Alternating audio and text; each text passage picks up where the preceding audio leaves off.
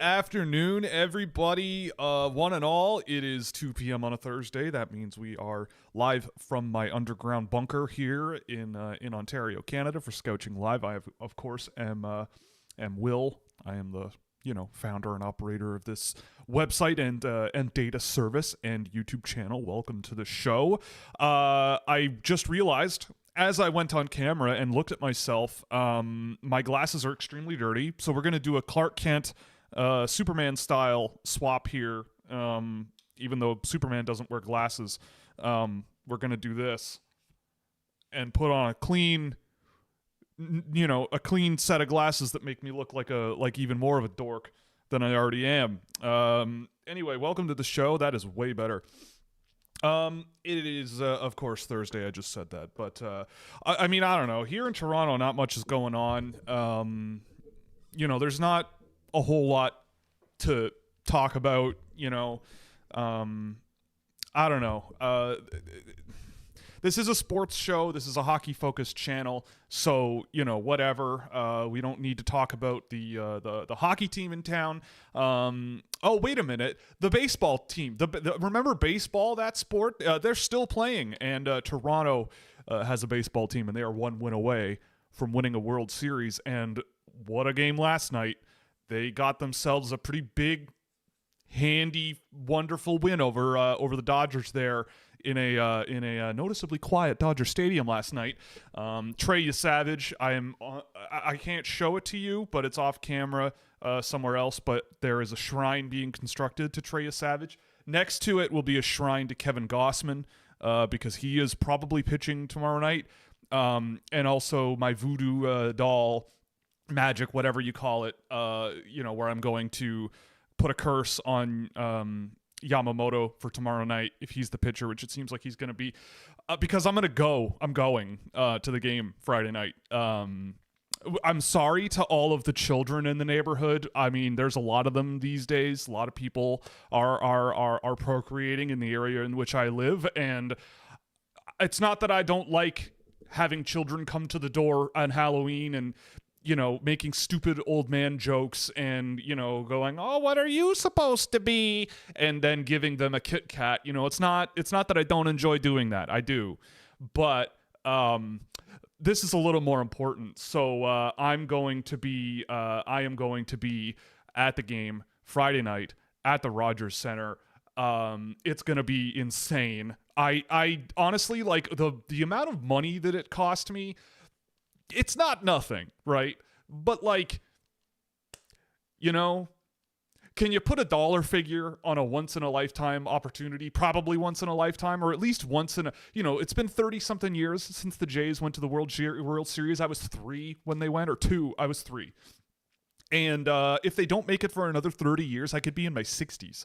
So, I feel like in 6 months, I'll be like, I don't even care how much I spent. I went to a World Series game and saw a chance for them to, win the whole dang thing. So, you know what?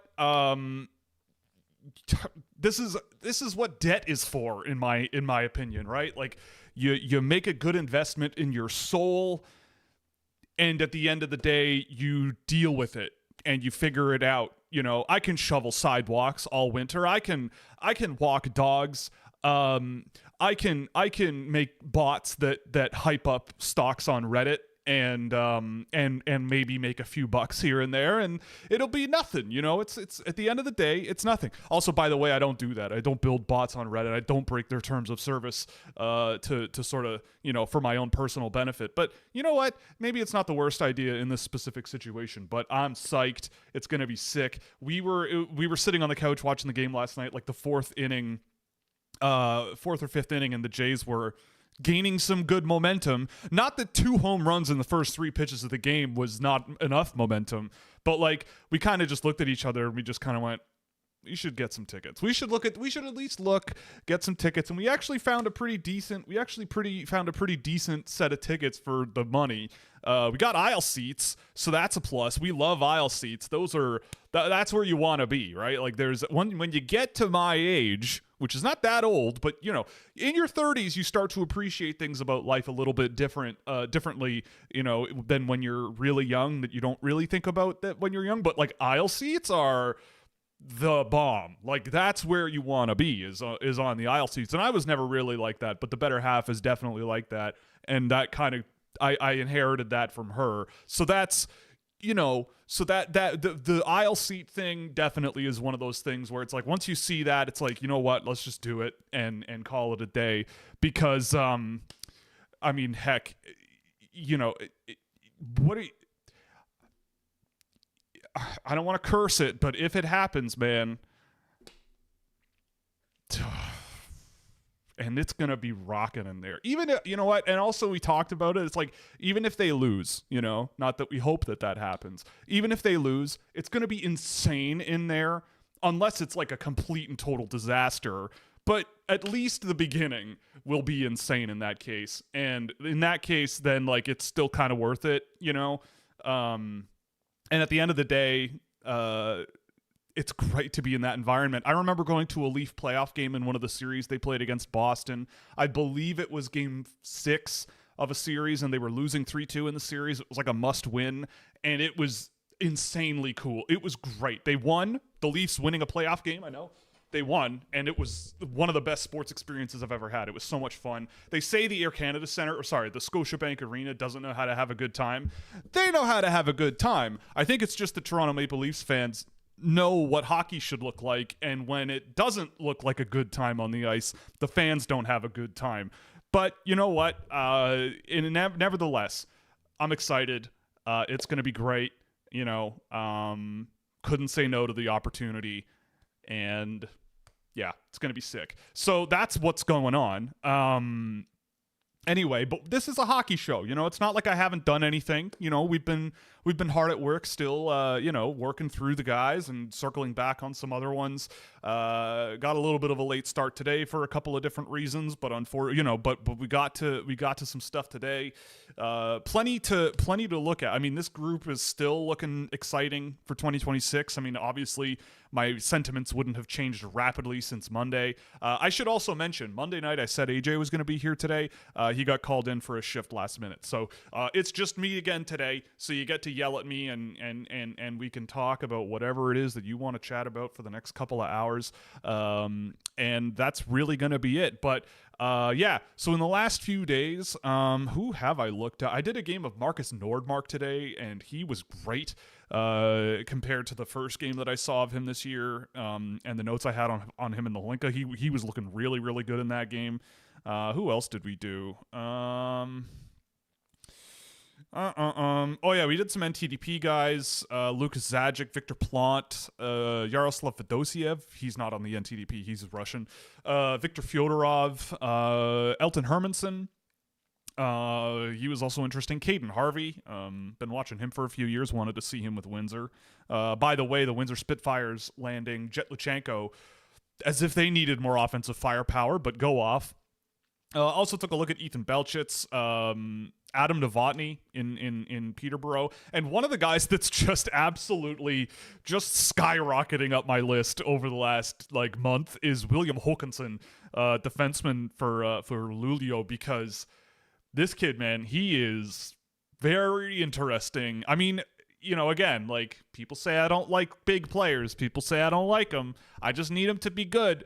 And this kid's good, man. He is playing pro hockey in Sweden, top division, for a number of reasons, and it's not just because he's big. This is a mobile, really fluid skating guy for that size, really physical, just a really, really impressive. Not there yet. I think he definitely needs some more time to get stronger, to fit the way he wants to play. The skill level, I feel like I would definitely, want him in some skills training, even though I think it's looking a little bit better over the course of this season when I've poked around on him and tracked some games. It seems to be getting a little bit more comfortable with him and developing a little bit, but obviously it might just be, variance based on game by game stuff. But anyway, really, really good player though. He is really something, and a guy who, I mean, I was watching a few other defensemen, because when this kind of thing happens, what I will often do is go, okay, this is a guy that not a whole lot of people, although Corey Pronman, speaking of which, I should pull up his rankings and we should talk about those a little bit. but yeah, like when a guy like that comes along for me, what I do often is go and look at the guys that are go and look at the guys that are sort of ranked really high and sort of A/B them. Sorry, I got to open up a different web browser because this one is logged into my other New York Times account, just so I can play Wordle over coffee in the morning. So there's that. And so is this one is also logged into this one. Okay, well, I'll just switch that out then. Sorry. But anyway, so I kind of go and look at the other guys that are kind of in that range, and sort of just neutrally go between these two guys, which one would I look at? And the last couple of nights, between reading about my side hobby of financial markets, reading about or watching these defensemen. Did I just do it again? Did I do it? Yes, I did. But anyway, I watch the other guys that are playing that sort of position that are often ranked higher and all that stuff and just sort of A/B them. And I don't know, man, Hawkinson looks pretty darn good. I did that with Albert Smits, and that's why I kind of have Smits so high. There's a lot of guys like that are, Tynan Lawrence is up that high for that reason as well.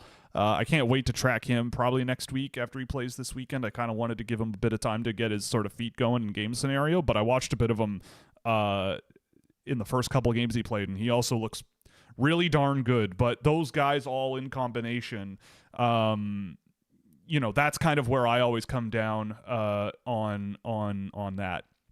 But yes, where are we here? Right, Corey Pronman. That's what I was looking for. How do I find this? Pronman.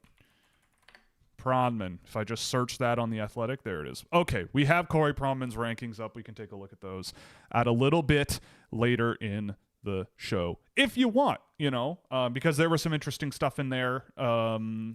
Obviously, if you don't have an Athletic subscription, I'm not going to say the whole list because it's paywalled, but we'll talk about it in general for sure. But anyway, again, if you're an avid watcher of the show or not, usually before we used to do sort of Q&A in the back half, but this year we're just sort of keeping up with chat. We're going to keep talking and, do the thing. And yes, I am using chat as a noun now, like every other internet streamer does, because I guess that's the thing you're supposed to do now. I'm sure it'll change next week, and I won't catch on until 2027 because I'm 35 years old and my brain is slowing down ever so slowly over time. But anyway, welcome to the show. I mean, obviously it's been 15 minutes, so whatever. But we're getting the juices warmed up here. Had to talk about the Jays. Obviously, had to talk baseball for 5-10 minutes because I don't know if there's a bigger story going on, at least in my neck of the woods up here. So let's get into it. This draft class seems very strong with defensemen compared to not just last year, but most years. How are they shaping up? Yeah, I mean, we just talked about William Hokanson. I think this year's defenseman, wow. I mean, you're not wrong. I'm looking at my ranking here, and in my top 20, I've got 8 defensemen. And that would be Verhoff, Villeneuve, Smits, Chase Reed, Verdi Svensk, William Hokanson, Carson Carrolls, and Juho Piipparinen. Malte Gustafsson is right knocking on that door as well. There's a few other defensemen that I've liked. Sherbakov, Ryan Lynn has his upside as well. I think it is a stronger year for defensemen for sure than last year, 100% than last year. Outside of Schaefer, obviously. But it is an exciting year. The thing I think about this season is you have a lot of really high potential guys, right? Verhoff, I think I've said this before, but he's a guy who I think start of the season and end of the season could be a very different looking player. I think the more he plays in the NCAA, the more comfortable he'll get. His style of play, I think, will naturally grow as his physical, abilities grow and as he sort of gets stronger for a big guy like that. Villeneuve, I mean, Schaefer isn't like Villeneuve, but in terms of that offensive defenseman who, you look at all of the offensive defensemen in the NHL nowadays who are productive, and you really understand why, Makar, Hughes, Hudson, not a whole lot of those guys come along every so often, and Villeneuve, I think, is the next one. Like, he is just unbelievable, and I think he had a bit of a slow start to the year, but he's getting up to 110-point pace this season. I want to see, because I feel like he started the season a little slow, relatively speaking, for a guy who is like over almost 2 points a game. Like, he started with 3 points in his first 4 games, and now he's up to 19 in his last 11. So, a little bit of regression going on there. That actually reminds me, I need to update my database here. I seem to have missed a few games for these guys. I'll do that after the show. But anyway, Villeneuve is a really good one. Smits, I just have loved every time I see him more and more and more. Again, I think he's just a very unique defenseman that you don't see very often, like that Brent Burns style of roving, offensively threatening guy who has the skating ability to sort of cover his tracks and all kinds of things. Like, you just kind of might have to live with the strengths over the downside, but the strengths are really, really strong. I think Chase Reed is just a really, really well-rounded and strong defenseman who kind of has a good impact at both ends of the ice, and has the puck protection and the mobility to sort of play offensively and defensively, which I don't remember seeing much of last year. Like, a lot of the guys last year, it was like, they're fine, they're dependable, they're, they can sort of sit back and eat minutes and whatever, but I don't think they're going to like push the game a whole lot. I mean, Hensler had his moments, but I don't think that there was a ton of that last year. I mean, Verdi Svensk, I've said this before, but I had someone be like, yeah, we think he stinks, but I disagree. I think he's an awesome defenseman that has a lot of potential. Håkansson, we've talked about, Piparinen, Gustafsson.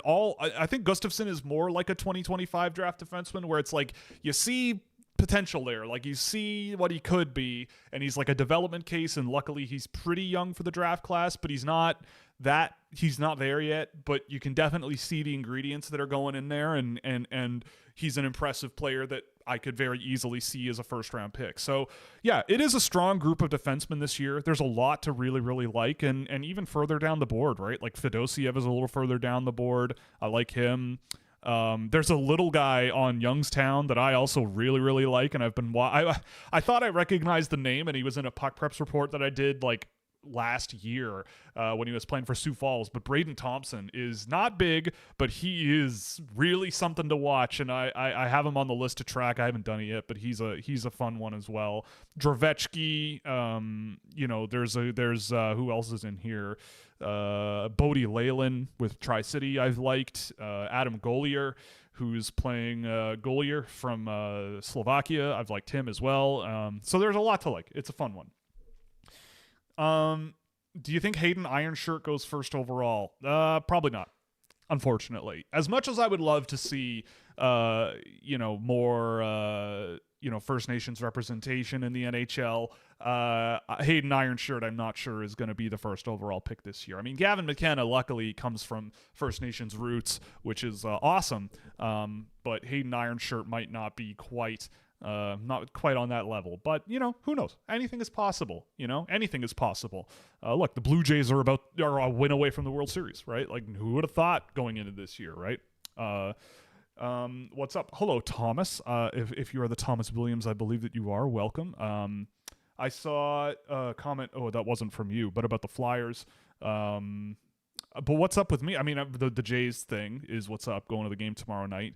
I feel bad for my neighbor's children who will not receive candy from the door. I feel bad about that, but you know what? I'm sorry. We'll just do double next year, right? Like, if any children from around my neighborhood or happen to be watching this show, we'll double it up next year. It's fine. We'll make up for it, I promise. But other than that, I mean, again, like I said, my little side hobby of monitoring financial markets, it's been a very interesting last few weeks. A little frustrating on my part, personally, but interesting nonetheless. And if you're curious of what I mean, you should, one of the good indicators, go take a look at Meta Facebook stock over the last day or two.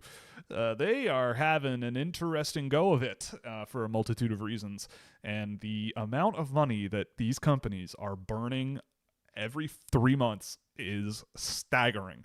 There is just so much money floating around out there on what it's wild. The world in which we live is pretty wild, and financially, I would think, and my research tools would also agree, pretty unprecedented. We are living, I know everybody's like, oh, I'm tired of living in unprecedented times, but like,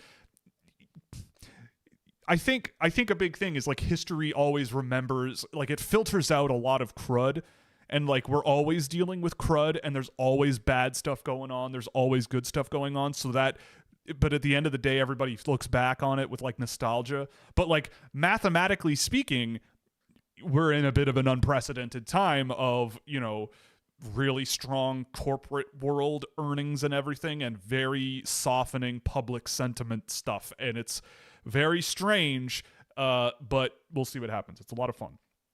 Well, it's not fun. I shouldn't say it's fun. It's not fun when I look at a quantum computing stock and I go, I think this is going to go to like $5 in, like, how is this even possible? This company is 20 years away from making money. This doesn't make any sense.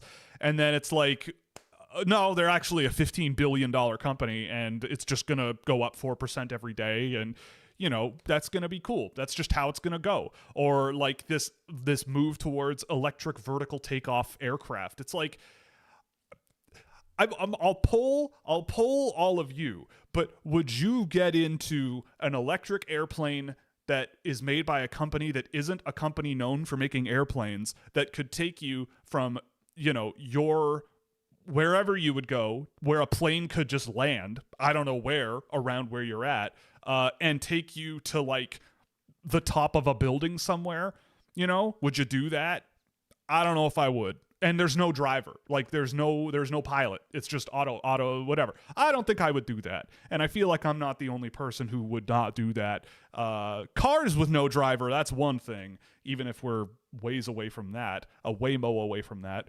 But planes might be a tough sell, but those are billion-dollar companies these days. So whatever. Anyway. Watching from the shower, that's awesome. I love that that's great. I'm glad that you're staying hygienic. It's good. It's a good habit. I have mixed results with that, because I am a slob who works at home and am not on camera every single day. If I was, I would definitely, you know, be a little more diligent, but whatever. What can you do? I feel fine. I feel everything's fine, you know.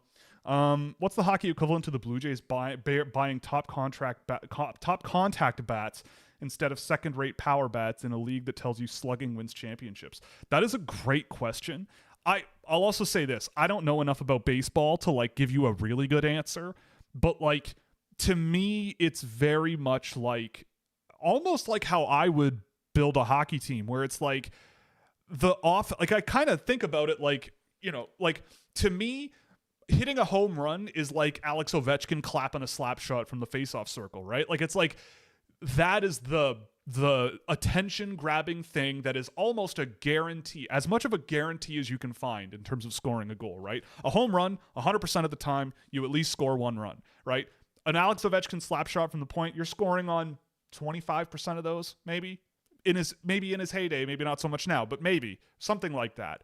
You know, and it's like, if that's what you're focused on, that's great. But for me, I look at it as like, yeah, but like all you really need to do in hockey, especially in the playoffs, is just play hard, get the puck, go into the offensive zone, put it on net, and just raise hell, right? And it's like, that's kind of all you really need to do. And to me, that's like hitting contact, right? Like a point shot from the point being your strategy because it creates chaos in front. Like that's kind of the Carolina Hurricanes approach, or at least it was for a very long time. So like that's kind of maybe that direction. Not that would be a focal point of my strategy personally, but like that may be the angle that I might take. And you also can probably save some money doing that, right? I mean, the Carolina Hurricanes have done it for years, saving some money on that kind of thing. How much does someone being a late birth year impact your scouting on them?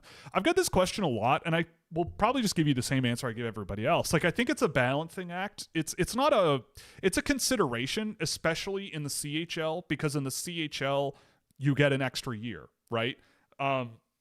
like those guys have been eligible to play in that league for an extra year, and that is an advantage. That's an experience advantage, and that has to be factored in. But otherwise, a lot of it comes down to if I'm A-Bing between a player, right? Like if there's a situation, like for example, if you've got, I'm looking at Pronman's list, and if it's McKenna Lawrence at 1-2, I think like they're separated by a tier, but you have to keep in mind that McKenna's an 07 and Lawrence is not just an 08, but like an August 08. Like typically those guys are undervalued and have a lot more runway, like that. A year of life for a 17 or 18-year-old person is a pretty decent percentage of life, Like, think about when you were 17 and think about the difference between you when you were 17 and 18. Like, as an older person, you might go, that's nothing. Like, 1 year, who cares? But, like, that's a lot of time when you're that age. That's a lot of, like, development and key time that you have to grow. And so I always think about it like, okay, and I think it is also evident, maybe not so much this year, but definitely last year and previous years too. Like a lot of guys are late birthdays at the top because they are the most further along, right? And there is a value to that in terms of like, what you're getting. But like I remember the Lafreniere draft, and most people, my thing at that time was like, I have Lafreniere and Byfield neck and neck in my mind. I don't know which one I would pick, but either one. And if I were the Rangers at the time, I definitely would have wanted Byfield because I think he fits what the Rangers want to be a lot better, but that's neither here nor there. But Byfield was almost a whole year younger than Alexis Lafreniere. Taller, bigger, a little more raw, obviously, but you see there was definitely like hints there of a kid who still had a long runway to go. So, and I think that's where you really need to be thinking about these things. And especially later on in the draft, if you're looking at like a late birthday 07 this year, who is in the CHL and in their third season there, and they are half a point a game just guy, it's like you could probably find a target somewhere else that might be a better bet that's younger. It's sort of contextual. It's not a 1-to-1, but it's contextual. It all kind of factors in. Flyers picked up Christian Kyrou. Do you remember anything that stands out about him from his draft year, and what should we expect from him in the AHL? Yes. So I do remember Christian Kyrou very, very well when he was with the Erie Otters. He's basically a forward. Like, Kyrou is so much fun. Like, I feel like there's like, he's just a very skilled, first, confident, puck-carrying defenseman who will probably get scored on quite a bit, but if you have him running a power play and he's,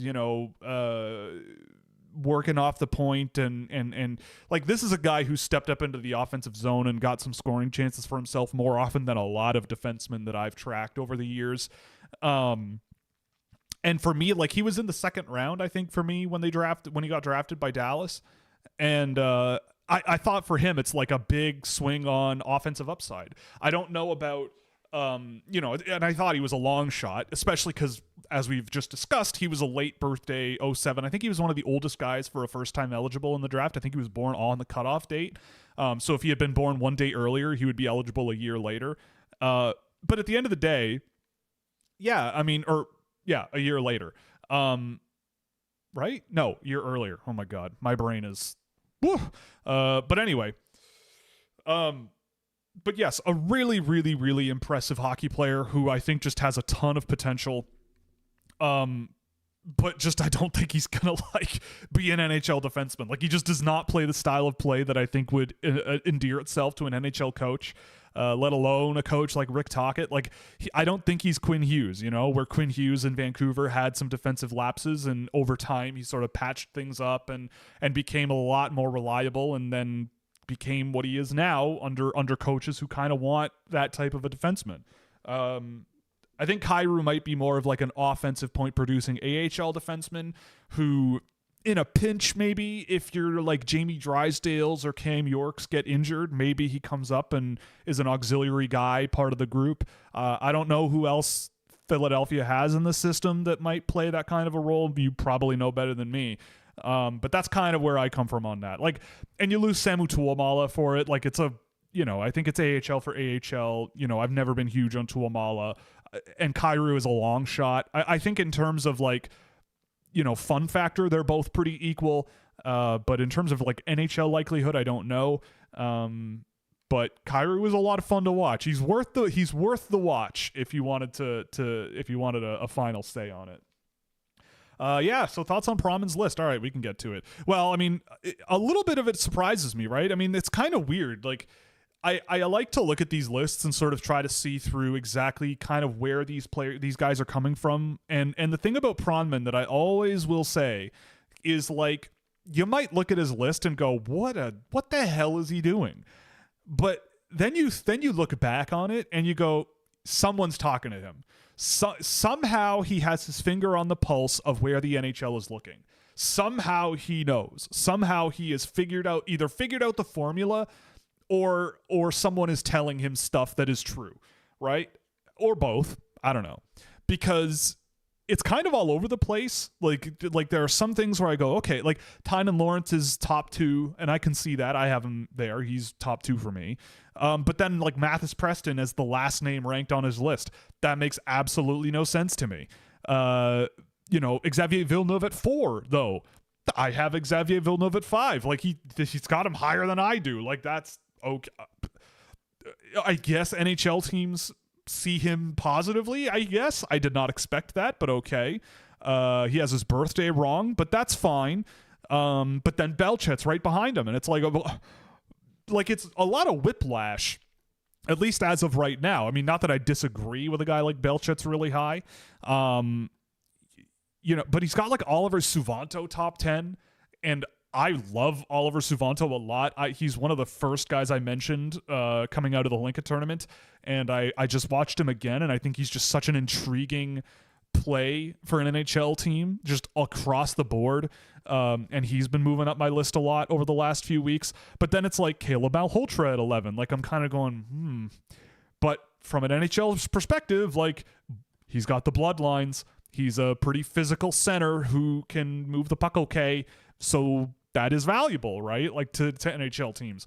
Like, I can see where they're coming from on that. But then like Ryan Rubrick is on there, and it's like, have you watched him play that much this year? And I also just have a hard time believing he's 6'2" and 3/4. Like, I feel like he is very, very big and not that small, not that small, so to speak. But then he's got like William Hawkinson at 17, Brooks Rogowski at 18. It's like, I think again, like, we're still in that era where the groupthink hasn't set in yet, right? Like, everybody is throwing out what they genuinely believe because there's fog of war. There's this, like, I don't know what Corey Pronman is putting out there. I don't know what used to be Bob McKenzie. I don't know what's fully out there yet. There's a lot of like uncertainty, I think, with a lot of people, and we haven't seen that coalescing down into a group that I think generally that we see over the course of an entire season. And so we're getting like, and I think Pronman has a very interesting, like, when you look back on it, you can kind of go, it just seems like he's ahead of the curve on what NHL teams are thinking.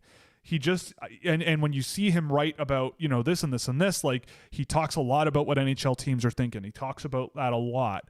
And so from that, you definitely see a lot going on there. So that's always very, very interesting. So we'll be very curious to see what happens with people's rankings over the next 2 months or so, especially going into the World Juniors. But I'm ironclad. My takes are ironclad. This list ain't changing till June. This is it. We're done. I'm kidding, by the way. That's a joke. Bad joke, but it's a joke. But yeah, I mean, like Hurlburt, I haven't seen it yet with him. I just really don't see an NHL player. He's also listed as a winger. I'm pretty sure he's been playing center quite a bit this year. Oscar Hemming hasn't played a game, but, he was fine at the Hlinka. But I mean, yeah, like, there's a lot of intriguing players in here. I think it's very early to be like, I disagree, you know, blah, blah, blah. But like when I see stuff like this, it gives me reason to like revisit certain players and think about things again. Like, I mean, Daxon Rudolph is top 10 for him. It's already turning into that like Sam Dickinson style situation where it's like I'm watching him, or Owen Power, I'm watching him and I'm like, I just like, why? What am I missing here? And I just keep watching and watching and watching and watching and watching, and they're inevitably the players that I watch the most in the course of a season or track the most of, and I just come away with like, I don't get it, and maybe I'm wrong for that, but like I don't get it. And we'll see. But that's Daxon Rudolph. That's one that I definitely highlight as a top 10 pick, where I'm like, I just have not seen that yet, and I don't know. Maybe it's just something about the sport that I fundamentally don't understand. But there's a lot. I don't know. It's interesting. It's an interesting season, and I think that the really interesting thing is, from my perspective, like the draft is really wide open with very interesting players past the first 6 guys, I would say. And depending on what you see in the game and like whatever, like there's a lot of guys, I'd say 25, 30 names where I'm like, I could see why you'd have this guy at 30. I could see why you'd have this guy at 8, right? And that's obviously, at this point in the season, it's still very early, but it's an intriguing group. And so, yeah, like I'm looking at my list and I'm scrolling up and down, and I'm like, I'm trying to find, because usually I don't like ranking like 100 names. Usually it's like 70 or 80. And I'm looking, I already have 85, 86 on my list that I'm really interested in. And I'm looking up and down, and I'm having a hard time sort of figuring out who I would want to take off the list, because they all have something that I think is intriguing, and it's very interesting. Like it's a good season, and we'll see where things go. But yeah, Pronman, doing his thing. If the Blues continue a crappy play, who could be someone like the Blues pick top 10? Stenberg's brother, Ivar. No, I mean, I don't know. I mean, the Blues have drafted a little bit of a lot. They haven't drafted high in a long time. I also look up and down. I don't know if the Blues are going to stay this bad, but like they are bad now. I don't know if it's like they're too bad. We'll see. Like Saturday is the first day I'll update my outperformance metrics for partner subscribers, and it'll be very interesting to see how teams are performing relative to expectations this early in the year, because I don't know. I would maybe buy the dip on the Blues, but I might live to regret that, because that defense group has been not good. But the Blues are interesting. I never really have been able to figure out exactly what they like to draft outside of like a lot. They kind of ping pong between like safe and responsible players and reckless offense at all costs guys. And that makes me think that someone, if someone like a Verhoff isn't a top 2-3 pick this year, maybe that's a guy that's on their radar. Like Villeneuve doesn't like Chase Reed might be a guy that the Blues might be able to do a lot with. The idea of like, I mean, Ivar Stenberg with his brother would be fun. Oliver Suvanto kind of could maybe be a blue type guy, because they have a lot, like an Oliver Suvanto playing around with a guy like Justin Carbonneau one day, like could shore up maybe a lot of the issues in his game. But generally I don't like drafting on the idea of like, well, this guy might play with this player we already have, so we should build around. It's like, if you think they're good, you should just take them. But it's an interesting question. I think it's too early to tell. But there's a lot of good options. Like if you have a top 10 pick this year, I think you have a chance at adding a pretty good player. If you have a few, would you rather Caden? I have a few. Oh, you have a few. Yes, Mr. Sir Butter. Would you rather Caden Lindstrom or Ryan Leonard? Probably Lindstrom, but the injuries are a bit of an issue. But still, I might lean Lindstrom. I think his versatility up front and the physical side of his game, not that Ryan Leonard doesn't have it, but like I buy it more as projectable, and there's like I don't know, they have similar sort of issues, but I think there's more versatility with Lindstrom, even though the injuries are a bit of a problem. It's a bit of a wash for me, and I feel like Leonard has more certainty, but probably would lean Lindstrom, but only just. Yes, Cal Ritchie is making his debut for the Islanders tonight, so I guess he has Matt Barzal to thank because Barzal's missing the game. Yes, why is Mathis Preston awesome, but the Chiefs suck? I don't know the answer to that question, but Mathis Preston is awesome because he is an electrifying combination of skill and pace and finishing ability, and I think he's the type of player where I would love to coach him because it's like I would want to challenge him, like I'd want to sort of be like, you have potential to like be a superstar, but like you're going to have to want to get there, right? It's not going to come to you, but you're going to, like, if you put in the work and you're willing to listen and grow and all those things. Not saying he's not like that, I don't know, but assuming he is, I think the growth potential in his game once he gets to higher levels and everything, like the upside for him, I think might be as high as anybody in this draft, if not higher than anybody. You don't find players with that level of skill and finishing ability and energy and youth. He's also very young. Like, it doesn't come around very often. And also I'm biased because he has the same birthday as me, the greatest day of the year. So that also factors in. There's just not much I can do that I can really, like, there are issues in his game, but I have to take it from the perspective of, like, what if I were coaching this guy? Like, how much would I be willing to pull my hair out, but hope to see better results over time? And with him, it's like sometimes you're going to want to pull your hair out, but if he can just grow a little bit mentally in sort of how he plays the game, more upside than anybody, I think. So yeah, but for Spokane, I don't really know. His line is a little bit weird when I've watched him. When I've seen him, it's largely like Chase Harrington and I can't remember the other guy, the American he's on a line with. But I don't remember. But like, I don't know. It just seems like a weird mix, and I'm not a huge. I haven't been huge on Harrington this year so far. But yeah, I mean, Preston is gross. I love him, and yeah, just such a good player. Would you rather have Benson or Higgins? Oh God, what's with all the hard questions? Oh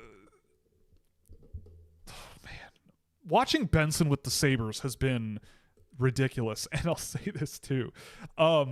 His advanced metrics have been outstanding his entire career.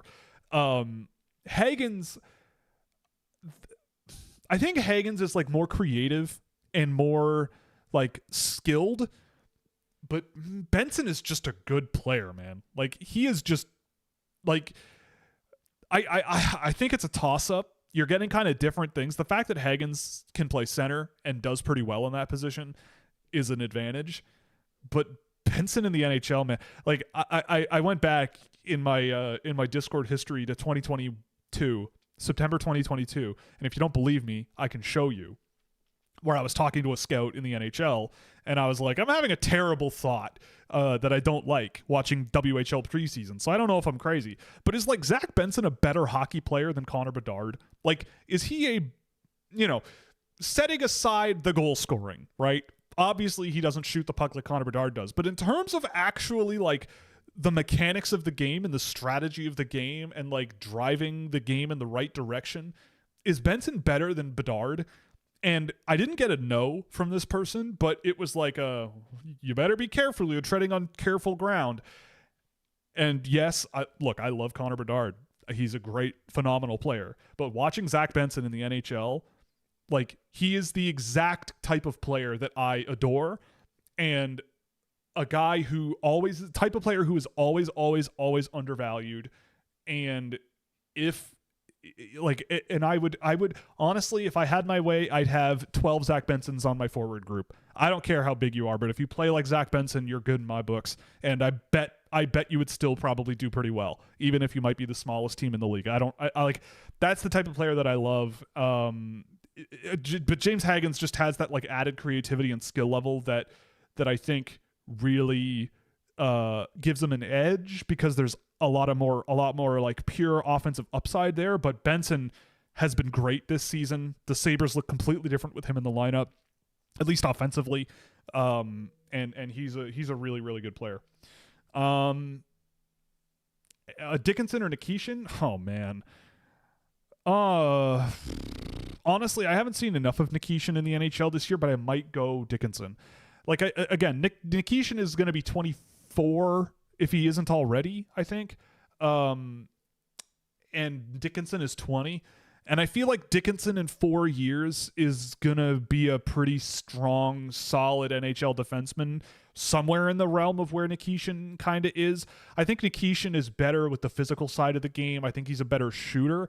But like Dickinson's skating ability and his ability to sort of cover ice, like, like once it comes together, which it still hasn't, but once it hopefully does, I think there's a lot of potential there. And I was a doubter of Dickinson relative to where he was valued by people, but like watching him last season with London again, like you see the upside, you see the potential, you see all there is to like about his game. And you know that like with the fundamentals there, like he's going to grow a lot. And I think with Nikishin, I think what you see is kind of what you're going to get. Not that he's bad or anything, but to me, like, again, similar to these other types of questions, like it might end up being a bit of a wash once they're at the same age, like comparable at the same age. Apologies for the camera shake. I had to readjust, and my monitor's arms are cheap and from China, so they're a little bit.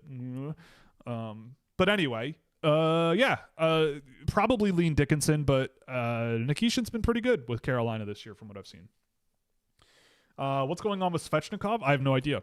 I don't know. I have not seen Carolina play much this year, like at all. I've seen one game of theirs, like bits of one game, but no, I haven't seen enough of Carolina. I haven't seen enough of the NHL, honestly, over the last little while. I've been busy with draft stuff, and again, we're still in the early stages of the season, so my focus is a lot more on NHL players. Okay. Caden Harvey thoughts? He was all right. I think he's a smart sort of passer first type player. He's got some decent finishing ability. I just don't know if he projects super well to the NHL. Like the skating ability is fine, but not great. The skill level is fine, but not great. But he leads sort of with smarts, and I guess you could build around that. Where was he on Central Scouting? Like I don't have him ranked, but like he wasn't bad. Like the game I did, he wasn't bad at all. He just, again, like with a guy like that, I'm looking for like really strong, consistent results. He's a C-rated player, so like mid-round, I think that's fair. Like as a mid-round swing on smarts and you sort of develop the player, I could see it making sense, but it wouldn't be my first choice. I think he's one of these guys that's like, I'm not sure I'm so high on them that like they would ever be a strong consideration from my list by the end of the year. So it's like, why would I rank them if I don't feel like there's a point in the draft where it's like I want Caden Harvey, right? Like someone else might disagree, and I can see why. But like for me and what I look for, it's just he's not quite there. But in terms of guys that I don't have ranked, he might be really high up on that list because there are things that he does have that I do like. Right, if that makes sense, but it's just maybe not enough for me to have the sort of confidence to like go, yes, I would draft this guy, and I know where and I know why, right? But he was solid. Good game by Primo last night. Yeah, I mean, Caden Primo in the NHL has not been very successful. But look, I mean, also like I've said this before, and I'll say it again. Watching the Toronto Maple Leafs this year. When they are in control of the game and when the puck is in the top half of the ice, they can be lights out. They have a lot of skill and they are hard to get on top of. But once the puck gets in their own net, or once the puck goes in their own end and you complete one pass, if you can just make a little bit of room, like one cutback, one pass back to your defenseman at the point, one whatever, they turtle. Like the Leafs just like shrink and turtle, and like this was true last year. You look at the numbers, Anthony Stolarz was a god for them. And if you're not getting really good goaltending, if you're Toronto, your games are going to be 5-4, 6-5, 6-4, 5-3. Like it just, the mathematics of it just don't work out. So yes, Caden Primo was not very good last night from what I saw. I didn't watch the whole game, obviously, because I was watching the Jays game. But yeah, I mean, like, he was a waiver pickup, right? Like, what can you expect, honestly, right? Like, he's your ideally third string goaltender that, like, he might be on waivers in 3 days, right? Like, I don't know. But look, if you're the Toronto Maple Leafs, I mean, I know a lot of people were blaming the goalie last night, and the analytics looked like the Leafs were in control of that game.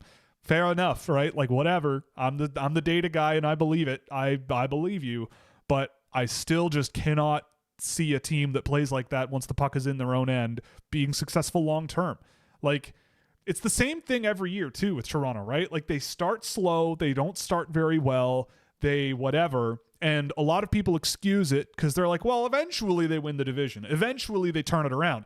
But it's like, if anything, it's a microcosm of what's wrong with the organization as a whole. How many times in the playoffs are you like, boy, they came out flat? Those first 20 minutes were awful. They were asleep. They're down 2-0, and if they win, who knows? It's possible. It's not impossible. They're not dead, but they started off with cutting off one of their legs.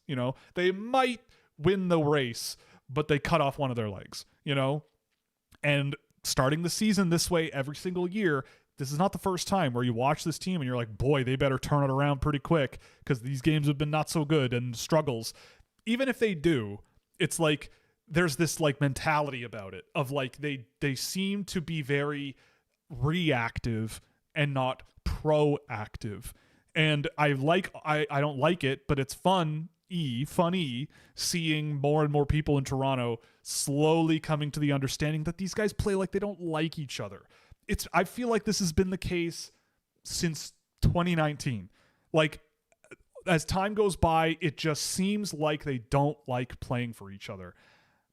I don't know. Maybe I'm wrong, but I also will say that I worked with a person a few years ago who was neighbors with someone who worked on the training staff for Toronto, and said, like, pretty much the entire time Mike Babcock was there, the players just like did not listen to him and like did not like him and did not care for him at all.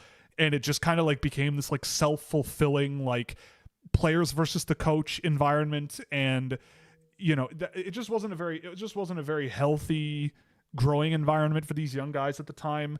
So maybe there's like after effects of that. I don't know. But in any case,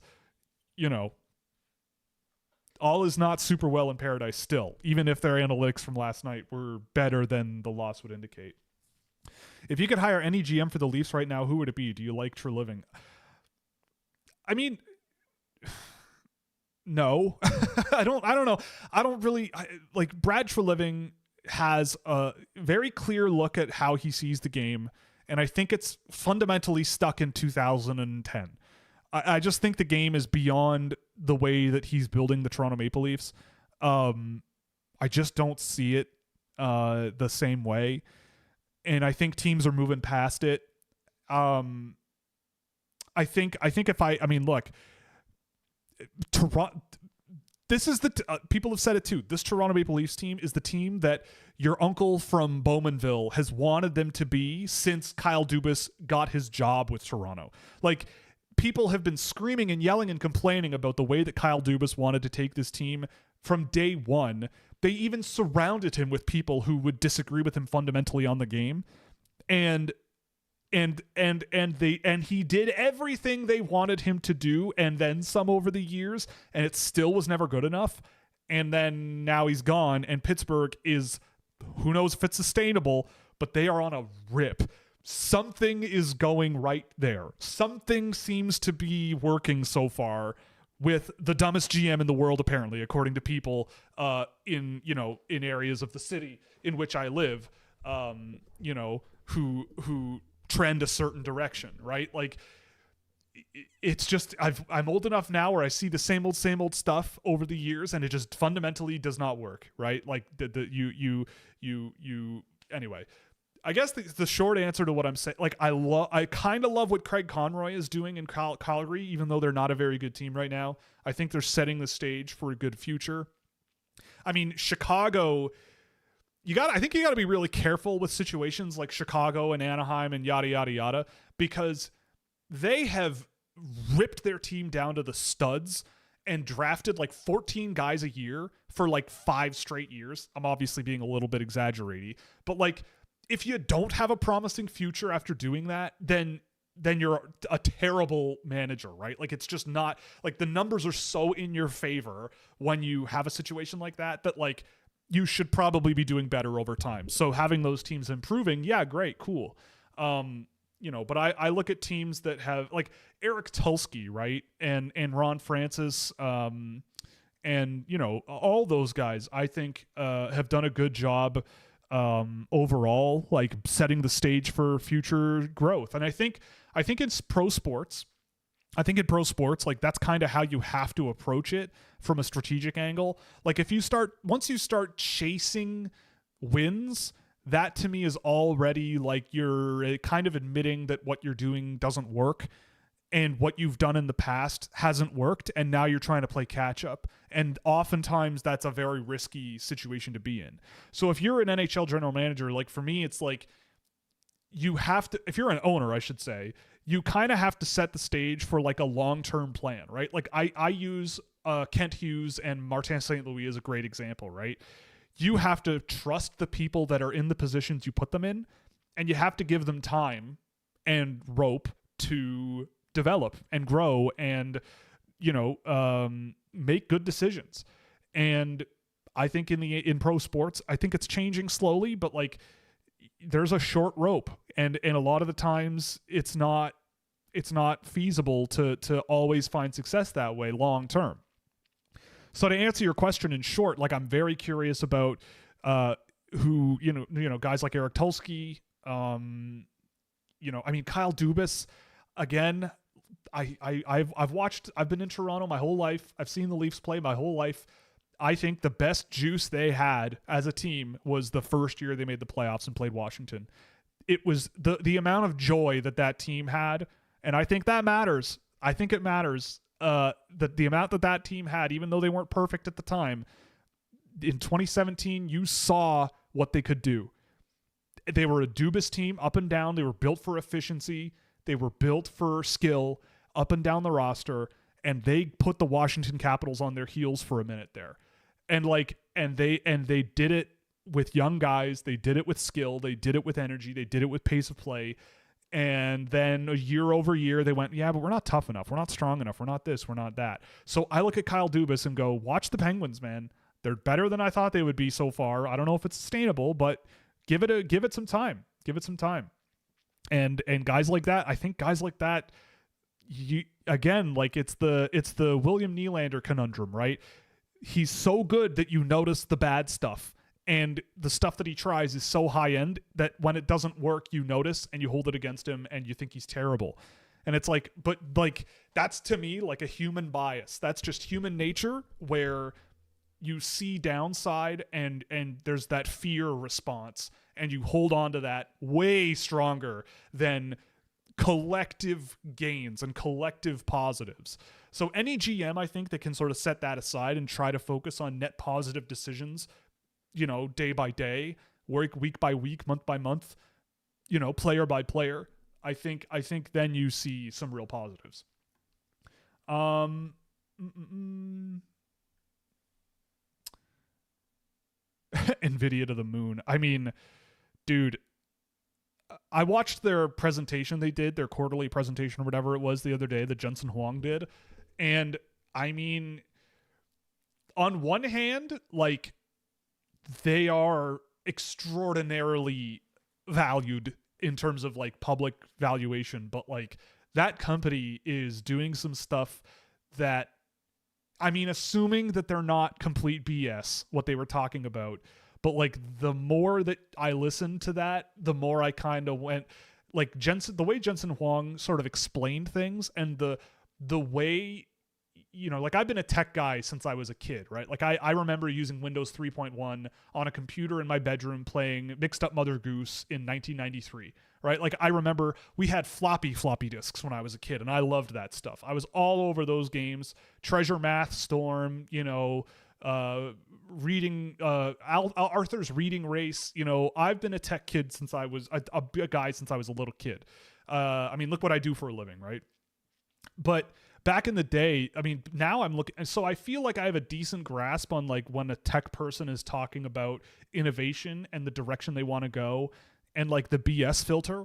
And Jensen Huang, if what he is saying is true and what NVIDIA is capable of and like the way they want to go, like my whole thing with NVIDIA is like, if their products are as good as he says they are, iterating in generation over generation, the focus, I think they're putting their focus for the future on the right things.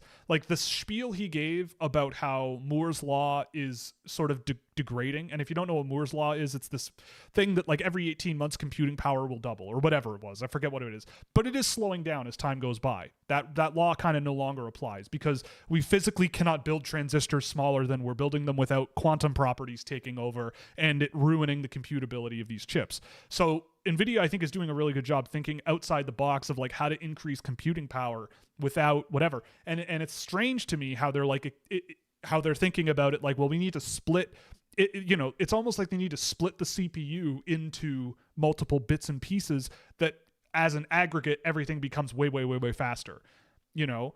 And that to me is very intriguing, you know, with the data throughput possibilities and all of that. So to me, the concern now as an investor is like, it's not that the raw amount of money that people are spending on this AI infrastructure stuff is out of control and crazy. I think it is legitimate. You can laugh all you want at the billionaires and stuff, the CEOs and stuff, but I do think there is an air of legitimacy when guys like Bill Gates and Jeff Bezos and Mark Zuckerberg are like, yeah, we're spending a lot of money and it's probably in retrospect going to look silly and it's a mistake, but like it's going to be necessary.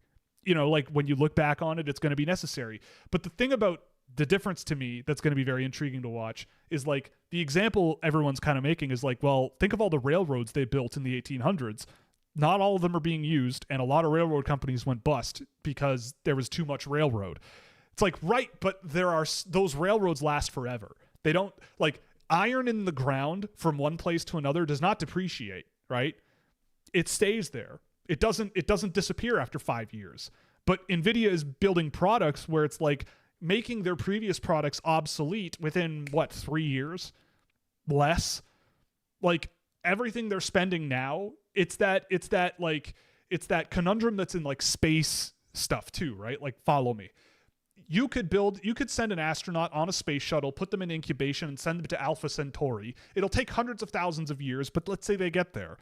They could wake up at Alpha Centauri doing this incredible mission and they make it there, but then there's a million humans already there because we invented technology 300 years from now that can get you there in a month.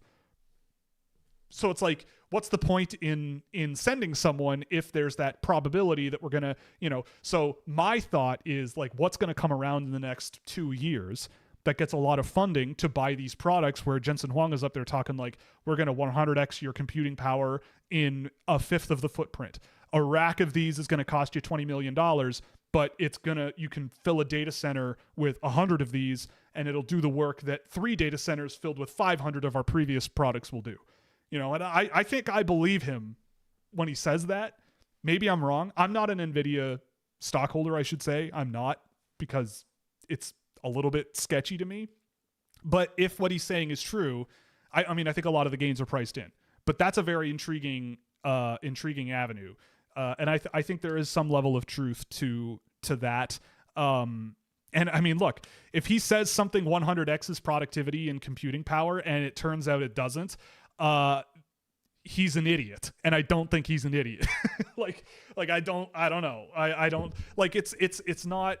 I don't know. That's a big claim to make, right? Like that's like saying I have built a rocket in my garage that can take us to the moon in 30 seconds. It's like some people might buy it, you know, if like Elon Musk makes a living making claims like that, you know, but now people are sort of seeing through it and being like, I don't know, man.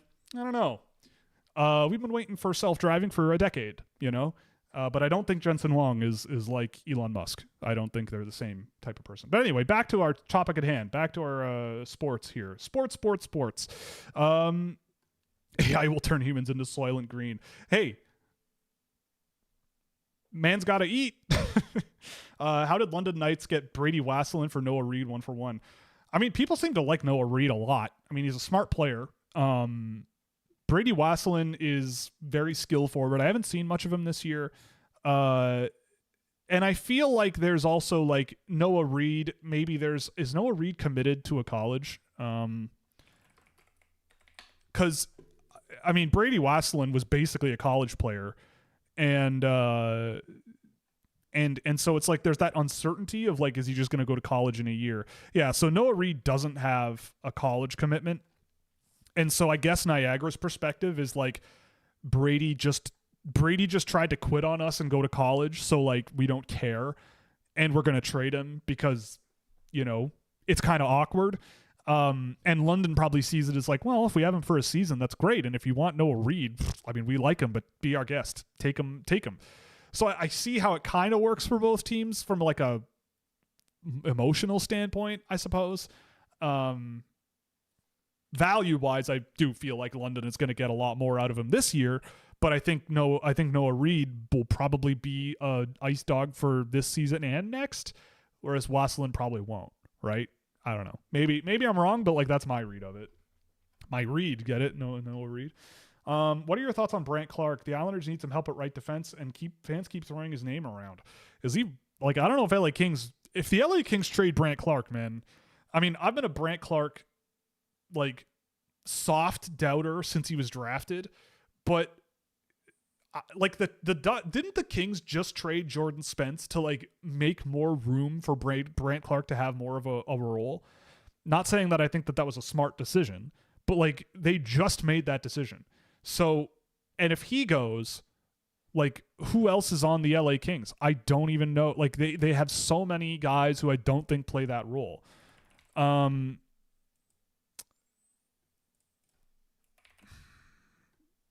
my God. There we go. Yeah, like I'm looking up and down the roster. Like they don't have anybody who can play that kind of an offensive role. So I don't know why LA would trade him. I just don't see it. Like he's on pace for a 50-point season. I mean, it would be great if the Islanders could make a move and land him, but I don't think that's the guy. If LA wants to trade him, though, I'd be calling and seeing what they want. But I don't know. I don't know the answer to your question. What are your thoughts on future what do you see in Lafreniere now? Do you put his struggles more on the Rangers' development or his abilities not translating? Both. I think it's both. Very clearly both. I think that the concerns in his game weren't highlighted at all for a long, long time. I don't think he was a good fit for the Rangers in the first place, and I feel like you can go back to my shows in 2020 and find those clips if you wanted to. I'm not going to do it, but I'm almost certain that I said that, that the Rangers and Lafreniere seemed like a weird fit, and the Kings and Lafreniere felt like more of a better fit. And maybe things would have been different if the roles were reversed, with Byfield and the Rangers and stuff. But that was a hot take at the time. If the Rangers had taken Byfield at 1, people would have been like, you guys are idiots. But I mean, now I just think Lafreniere, I think he was at his best playing third fiddle to Panarin on his line. And I felt like watching him at the time, a lot of those strengths were when he was more physical, when he was making plays more quickly, when he wasn't the guy on the line. But in that sense, though, he was still quite limited in his game. Like he was kind of just like any other NHL player who's playing top 6 complementary forward minutes in a role. So, like could development, so to speak, helped him? I think they tried. Like I think they tried to turn him into something that was more of a difference maker in the NHL.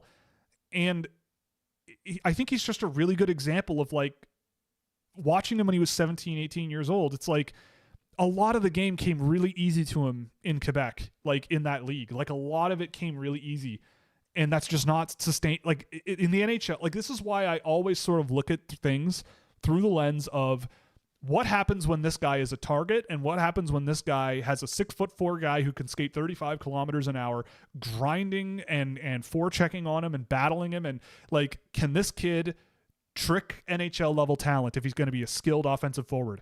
Can he play with others to a point where there's a lot of potential here? And I just didn't see that with Lafreniere. Individually, very, very, very, very talented, but like, there were gaps. And I think it's a good, like, it's why I look at points through the lens of like, I kind of don't really care all that much. Like, there's a checklist I'm looking for, and the number of points you put on the board isn't always an indicator of how I feel about this player. It's the how they play the game that I'm way more interested in. And that's why I track data too. Like, when I tracked Alexis Lafreniere's data, I looked back at it too. Like, it wasn't bad, but it definitely showed signs of having some gaps in it, you know? And so for me, I always look at these super, super, super, super high-end level players that people are putting at the top of their draft boards now, and I look at them through the lens of like, but where are the gaps? I want to find the holes. You know, that's the whole thing.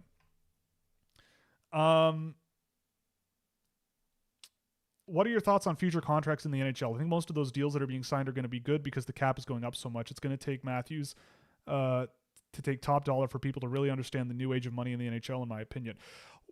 Well, I mean, who knows? At this rate, Austin Matthews might make less on his next contract. But, I mean, look, I think Kaprizov is the first.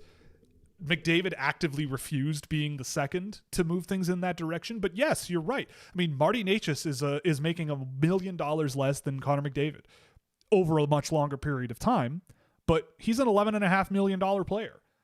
And that's going to be about 10% of the cap in 2 years, which is pretty reasonable for a really high-end player.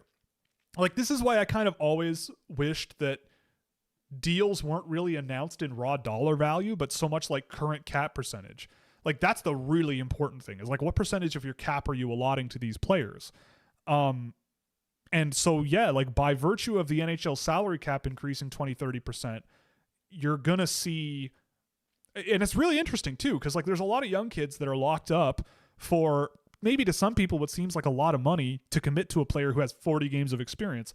But also, like, they're betting on the, I guess the player is betting on the safety net of like, I'm going to make $7 million for sure, and I'm going to just take the money, even though in 3 years I might be worth 12. Like, I guess that's the calculus. And that's because you're saying maybe in that case. I don't know. But at the end of the day, it's really, really intriguing. It's gonna, like, it's one of those things where in hindsight, people will go, wow, that was really smart. Wow, that was really stupid. But it'll be hindsight is 2020. Like many things in sports, right? Like, it's like a lot of people will feel a certain way about a thing. Then 5 years down the road, they'll go, wow, what an idiot that person was for doing that, even though they agreed with it, right? Like, so it's like, there's going to be a lot of that where it's like, boy, the Chicago Blackhawks were smart signing Frank Nazar for $7 million or whatever it was after that little experience. And like, boy, it was dumb for the Colorado Avalanche to sign Marty Necas for $11.5 million. But it's like, it makes sense. In the current landscape, it makes sense. I hope LA trades Clark. I love when they mess up. Yeah, I mean, hey. They are on a bit of a streak of moving in the wrong direction, in my opinion. Is anyone taking NHL Scouts consensus rankings now that McKenzie is retired? Yeah, Cam Robinson is, I feel like he has said that that's his goal. And I mean, you look at the strategy that Elite Prospects is putting out there, like, yeah, they want to be, that's what they want to be. And I think it's a good idea. Like, they're, you know, like, I know TSN is working with Flow Hockey and Chris Peters, and TSN itself is putting out the Chris Peters stuff, which, you know, I know Chris, and he's a great guy. He's one of the happiest, jolliest guys I know. And that's awesome. I love the guy.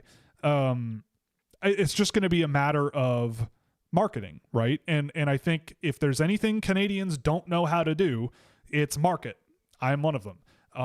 Canadians are very reserved and quiet, and by and large do not like to be boisterous and out there.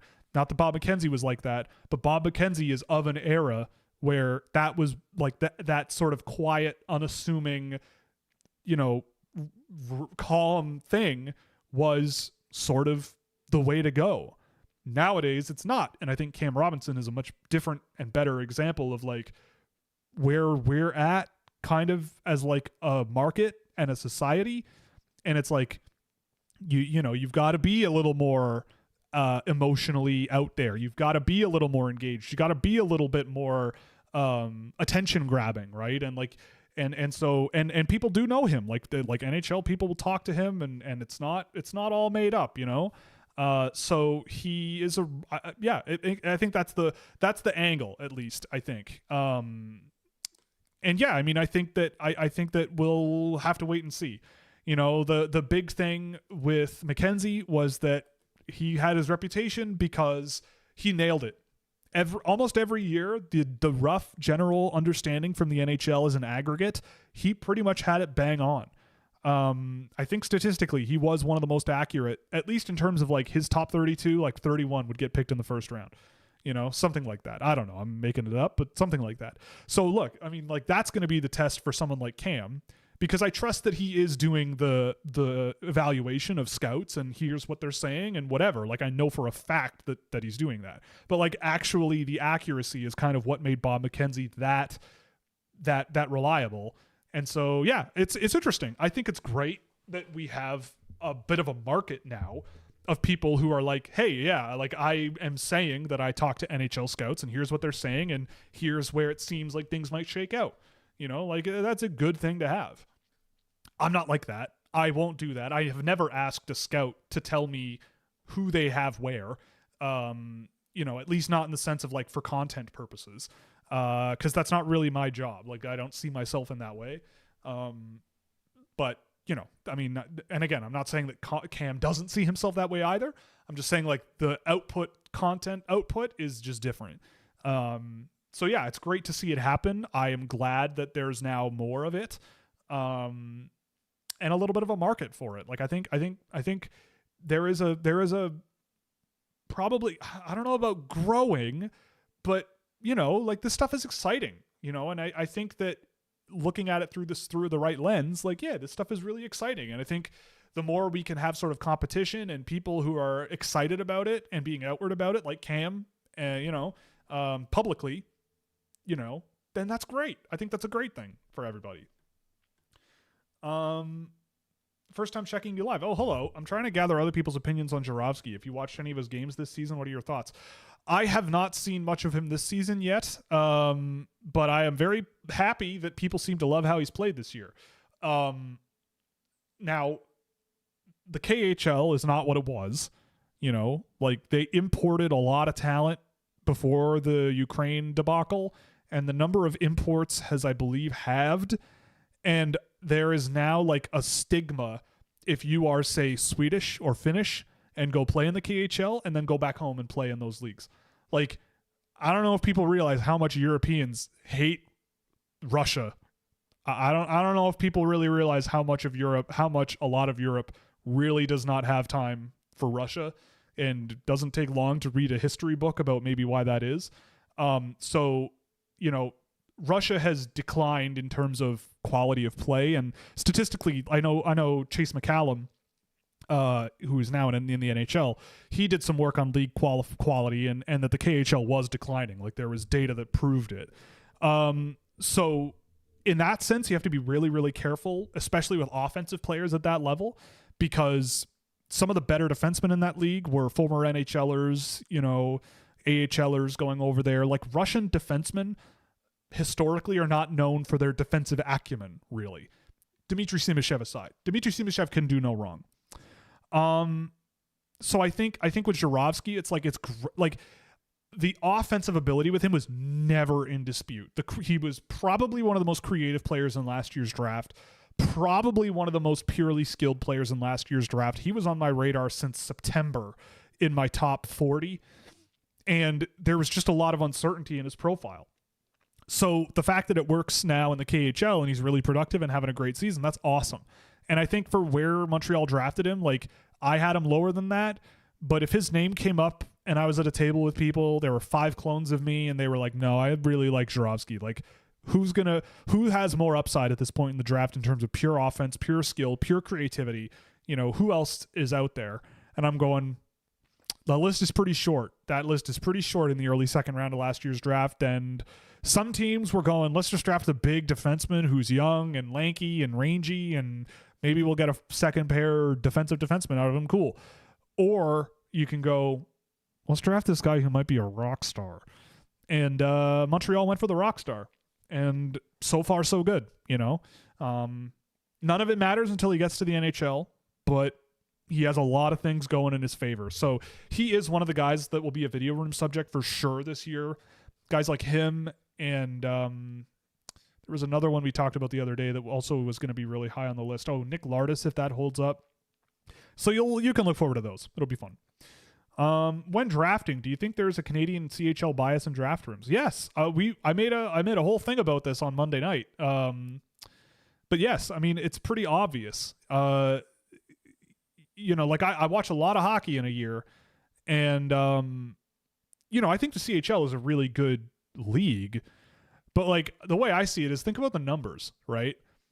Like hockey in Canada is a big deal, but we have 60 junior hockey teams in this country, major junior, I should say, or no, yeah, 60-ish, that or thereabouts, right? So multiply 60 by 23, right, for a roster.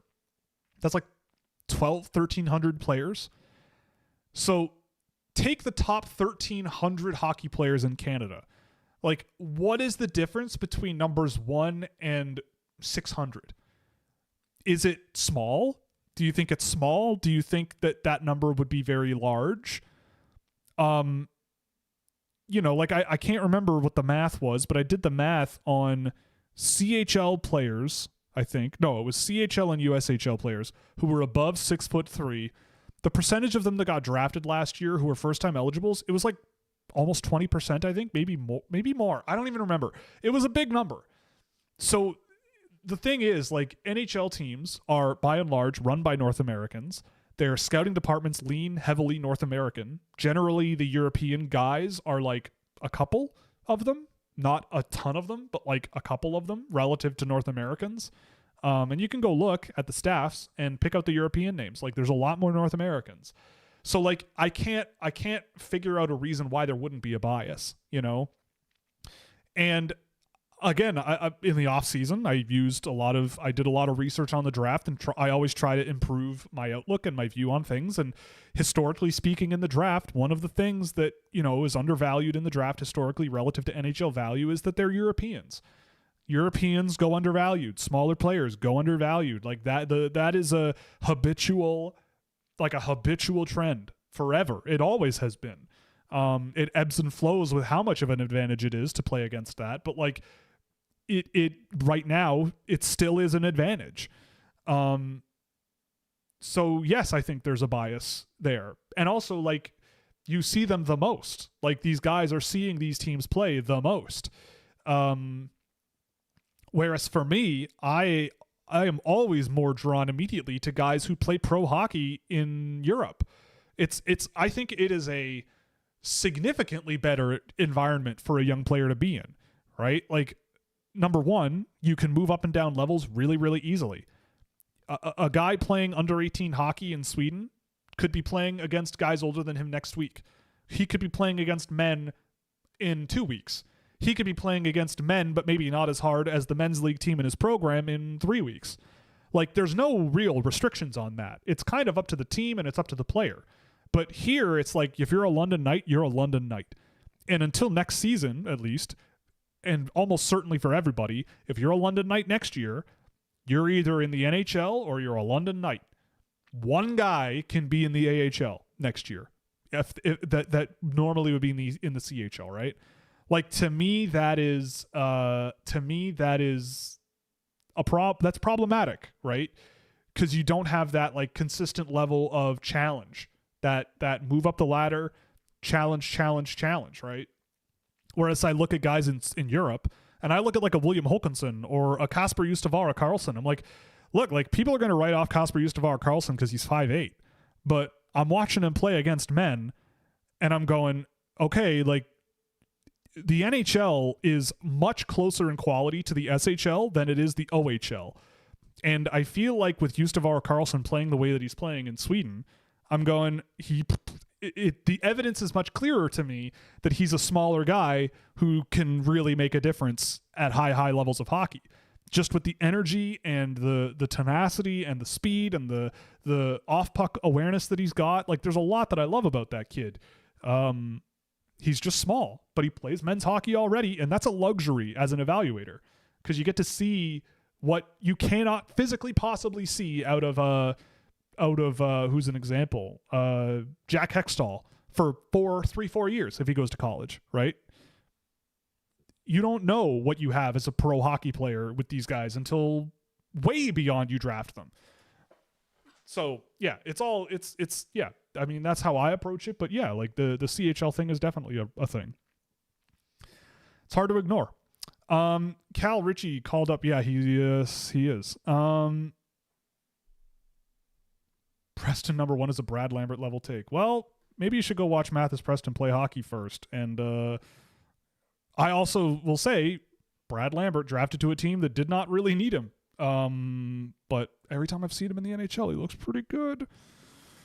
Score prediction for the CHL NTDP game. Hurlbert's going to get a hat trick against his former club. I think the CHL team looks pretty darn good. The NTDP isn't like that bad, but I would put my money on the CHL. Especially, yeah, like I definitely would do that. Because that's a pretty good looking team too. But the NTDP has some interesting players. I'm curious about how people feel about guys like Victor Plante after that series, or Sammy Nelson, or Casey Mutrin, or who else on that team do I like? There's a few. You know, they got an interesting team. What's wrong with Matthews? Are you concerned? Well, look, I think the thing with Matthews is he has been injured off and on for years and up and down played through it. Sometimes he's been out, sometimes he's played through it. Sometimes he's out, sometimes he plays through it.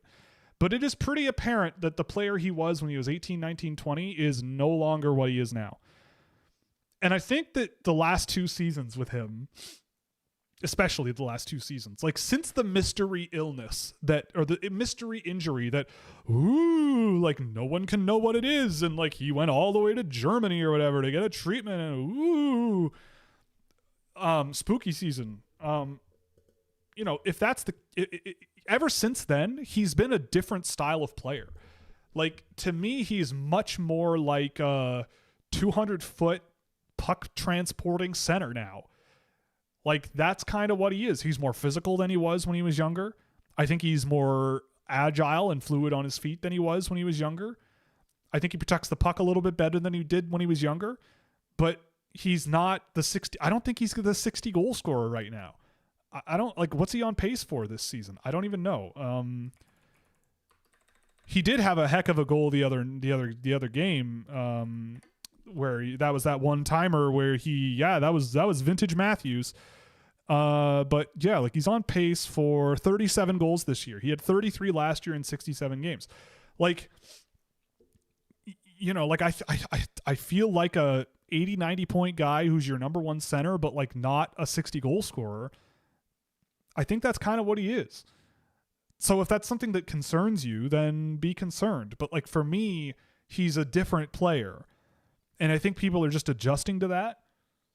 But, I mean, the thing that concerns me is that he's captain of the team and they play like a group that doesn't like each other. And they play like if things aren't going their way, they fall apart. And 100% that is on leadership, right? Coaching, leadership, whatever. So that part is a little bit worrying. But, if he scores 40 goals this year and plays a good 2-way game like he does, maybe he's not worth $13-something million, but the cap is going up and he's still a good player, I think.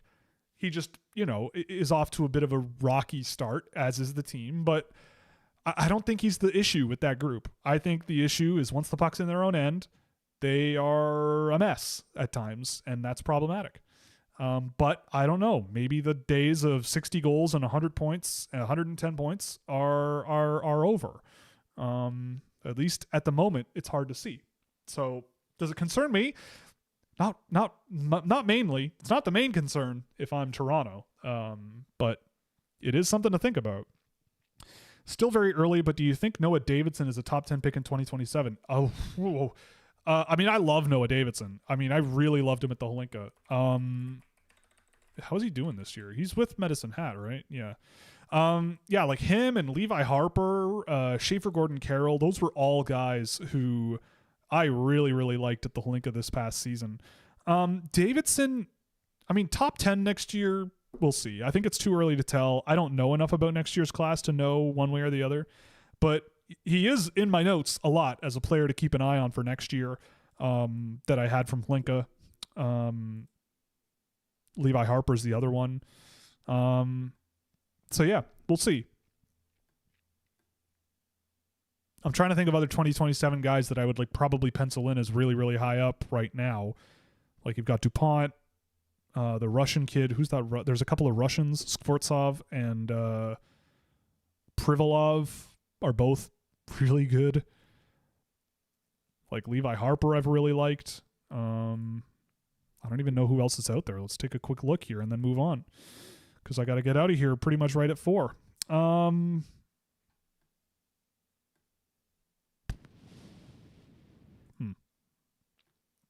Yeah, Jackson Jacobson is pretty good. Andre Pustovoy I've liked. Dima Zhilkin, I love Dima Zhilkin. Dima Zhilkin. That's an M, not an N. Bo Simeyer, I wish he were eligible this year. Cam Warren's pretty good. James Scalbury. Top 10 might be pushing it a bit, I think, looking at this list up and down and having seen a lot of these guys, but still a really good player. Man, there's a lot of players here who are having good years that I've seen a lot of that I really, really like. Interesting. Roni Kukasjärvi. That's a fun name. Anyway, let's move on. Thoughts on Luke Puckner? I don't mind him. I had him on my list and pulled him off. I've seen a bit of Shattuck this year, not a ton. It's really hard with that level, knowing what you've got. I hope at some point he plays in the USHL to take a better look at him or wherever else he's going to play. But he is an interesting player. He was in my notes quite a bit during the Holinka, but hasn't really like moved the needle for me during the year as much.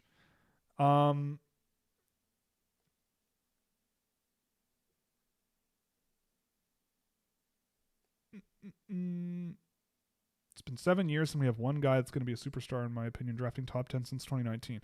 I don't know what team you're talking about. We've spoken a lot about who's been drafting top 10. Maybe you just need to, was it the Rangers? No, because they haven't been drafting top 10 since 20. Anyway, this team should still have Zegras. Anaheim? Yes, they should. He's been really fun to watch in Philadelphia. I've seen a bit of them. That kid, man, you know, another really good example of you have to work. I don't know. I don't have insider knowledge of how Anaheim was doing stuff, but like he's the type of player where you kind of have to get on his level and be supportive, but also firm. And, you know, because the upside was always there. And I don't know. I'm sure the Flyers are having a good time. Zach Jones delivering bullets in the AHL. Can someone save him? I thought the Sabres were going to save him, but I guess not. And again, like this season, out of everybody on waivers, Zach Jones was the only one really that I thought I would take a flyer on if I were an NHL team. Like a league minimum contract at that age and with that kind of results in the AHL with better results in the NHL than you would expect. Yeah, he's got 10 assists in 8 games. Too bad he's a -5. That means he's awful, but like still, that's a joke. But I mean, yeah, like he's a guy that I honestly with the Buffalo Sabres, I thought he would be on the team, but who's Buffalo got on the, like watching the Sabres, man, like some of those defensemen are really rough. Like they're better than they were last year, but like who's their defense group? Dahlin, Power, Byram, Samuelson, Kesselring. Kesselring's played 1 game. Like they put Connor Timmins in the lineup ahead of him, and aren't they playing like Jacob Bryson is playing a bunch of games. Like I would easily play, like if anything to me, Zach Jones is like a better version of Connor Timmins. but they're playing Timmins like 20 minutes a night or something. Yeah, Verbeek just didn't like Zegras. That's fair. But that's the thing, right? Like, that's the thing. If Zegras puts up 80 points, then yeah, he might still look at it as the right move to make. But like, I don't know. I'm not an NHL general manager. I'm not in a position to be too critical of an NHL general manager. I know NHL people watch this show. They listen to the podcast. I know they do. And I try to be respectful when I can't be like, wow, what an idiot. Like, I don't think that's true. But I do think that it is a fundamental flaw with this style of management where it's like, no, I know you agree with me. I know. But it's like, I'm not saying you don't. I'm sorry. It's the way I come across, whatever. But like, it's the problem with that style of it's like a generational gap almost, where like some people, it's like your perspective, right? Some people might look at Trevor Zegras and go, wow, this kid needs to be held back and with more restrained, and like we have to have him on a tight leash and yada yada yada because like this and this and this. And it's like, I see where you're coming from with that. I get it. But like, you don't think that like from their perspective, especially with someone as talented as that, they're not going to like eventually tune you out, or like their mentality is going to fall apart and they're just not going to be as engaged or like again, think about it as they are your employees, right? If you've got a really, really, really talented employee, who writes code better than anybody else, but sometimes they have fatal errors and accidentally push the code wrong and they cause a huge problem and you got to fix it. It's like, do you treat that person like garbage and fire them or something? Like, I could see why you might, but like, I feel like the sign of a good manager is someone who can get on their level and play their game and go, look, man, like, you're super, super talented.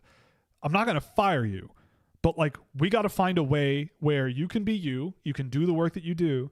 But before you hit push on that code on GitHub, before you push it out, before you check that box, we need to make sure you go through a checklist. We need this and this and this because this is what's happening. Not saying like Zegras was on that much of a down level, but his defensive numbers were bad. But like, I feel like there was a different path that you could have taken. And I think there's a different path that you can take with a bunch of players. Like, I look at William Nylander and how he was when he was 18, 19. If anything, he's the opposite trajectory of a Zegras. Like you see that skill and potential and upside, but the frustration sometimes that comes with that. And it's about how you handle it and how you get on their level and how you treat them with like dignity and like respect, and in a way that is both, let's fix the issues, and let's try to be people, like just talk like human beings with each other. Let's not beat around the bush here and be constructive, as opposed to like, boxing you out or something, right? Like, what's the story? There's the story that Terry Ryan told. I think he told us about his rookie year or something in Montreal, and I forget who the coach was. A guy notorious, Michel Therrien, I think, was the coach. And he's like, in training camp, I went into he called me into his office once after a practice or something, and he was smoking a cigarette, didn't say a word, and all he said was, get the F out of my office. That's all he said. He called him into the office just to tell him to screw off. And this is like a 19, 20-year-old kid, right? Like, it's like, what is the benefit of that? Like, why would you do something like that? It's like, if you don't like how he's playing or something, then like, talk to them about it, right? Like, develop their personhood. But there's that like that style that anyone who's worked a job forever, I don't think it's ever changed, would feel like that's the environment, like a developmental environment where you're not under the thumb of expectations and whatever. Long term is a better bet. So I'm not saying that's what Pat Verbeek is like, but it seems like a lot of Ducks fans feel like that's how the team has kind of operated with a lot of their sort of more offensive, talented players. Maybe it's a, and so for me, it's like, again, all of this comes down to like style of play, and I always, when I look at my draft rankings and my players, I always think about it as like, based on how I see the game, who do I want to be in a video room with and go, I love what you do. I love this, and I love this, and I love this, and like, you have all the potential in the world. And it's like, the but is like, that's the part that you're missing to grow into a real player, right? Michael Sverchek last year, I can walk through video after video after video of him in the SHL, and I'm like, I love this, and I love this, and I love this. But then I can pull up under 20 video, and I go, I want to see some more of like this. I get it. You're playing like your butt is on fire all the time because you want to keep your job in the men's league. I get it. But like, you're an offensive player, pulling up on the half wall and shooting the puck from the boards. You can't be doing that. Like, we can tweak things that fit around the style you already play, and I think it'll make you more effective, right? So let's experiment a little bit. But like, don't change how you're playing. Keep doing what you're doing, but like, these specific little areas here, and here, let's try to experiment a little bit and tweak things a little bit and see what happens, you know? And it's like, if it works, that's awesome. And I think it'll make you better, right? And if not, maybe there's limitations in your game and we can work on that too. But like, at the end of the day, with the fundamental baseline, there's still a good player there. So like, that's kind of where I come from a lot with all of this. Not sure if you've already talked about, LA traded Spence to make room for CC. I mean, on paper, on the roster, yes, that's true. But like, in terms of role, like job, style of play, I think a lot of NHL teams start to make mistakes when they go, well, we can't have this player because we already have this guy. You know, it's like, I'm a believer in the fact that there is something as just a net positive player who brings strengths in certain areas and weaknesses in another. And it kind of like doesn't really matter how, as long as you're getting those strengths and those negatives, right? Like, and so to me, when I look at a Cody Ceci, I'm like, sure, there are some areas of the game where he's bringing benefits. I've seen it, but like, as an aggregate, I think you're missing the forest through the trees there, right? Where Jordan Spence is like Eric Brandstrom in Ottawa, a great example of a player where it's like, the positives were always there, the negatives were always there, but like, the net results were always positive. But you just couldn't trust him, so to speak, or you already had someone who could play like he does, so why keep him? And so it's like, you know, so I think with LA, it's like, well, we already have Brant Clark, so what do we need Jordan Spence for? And you look at their defense group now, you know, Toronto, right? Like, we've got Morgan Riley. What do we need Timothy Liljegren for? What do we need Rasmus Sandin for? You know, we need Philippe Myers. It's like, okay, I see where you're coming from, but like, I don't know if that's going to work. And and you're opening yourself up for deficiencies elsewhere. And I think with LA, it's like, yeah, we don't need Jordan Spence. We can play Brant Clark. I don't know. You're just putting a lot of you know, you're putting a lot of faith in one guy to play his style and carry a lot of water for when they're on the ice, and hoping that when they're not on the ice, things are still going your way. Because Brant Clark can't play 60 minutes.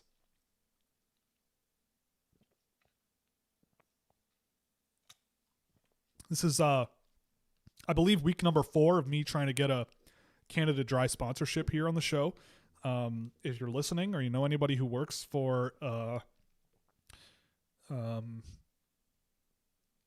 Canada Dry, for anyone who works for Mott's, if you know anybody who works for Mott's, hit me up, because I will happily endorse Canada Dry ginger ale,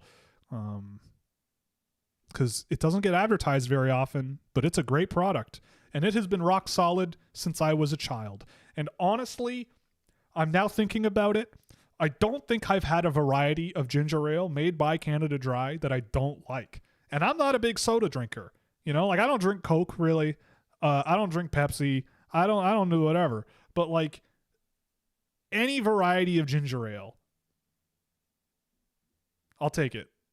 So, you know, And I always prefer to endorse products that I like. I would never be that, yeah, use this credit card where I don't even use their products. I just get paid to say that it's awesome, Anyway, that's neither here nor there. But week number 3 or whatever, 4 maybe, Canada Dry. We're trying.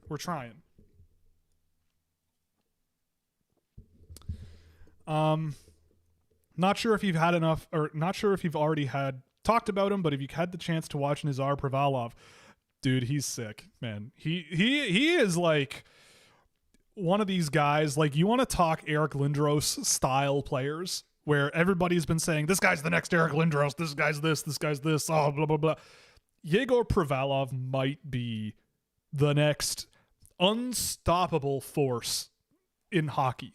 Like, he's 16 years old, a young 16. He's 6'4", like 220 something pounds, but he's not slow. He is skilled, really skilled. He has a wicked shot. He is a freight train, and not one you probably want to get ahead of, right? Like, I like,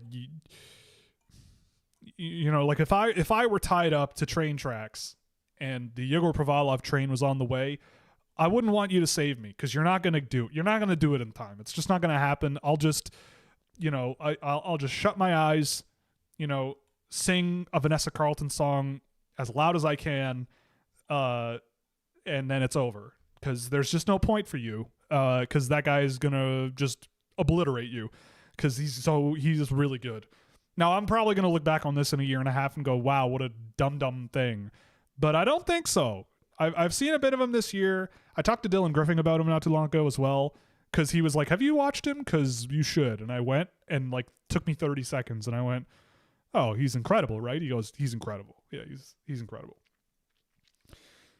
Yeah, he's awesome. What has surprised you the most about Schaefer so far in the NHL? I knew his skating and decision making were high end. His offensive skills seem better than expected.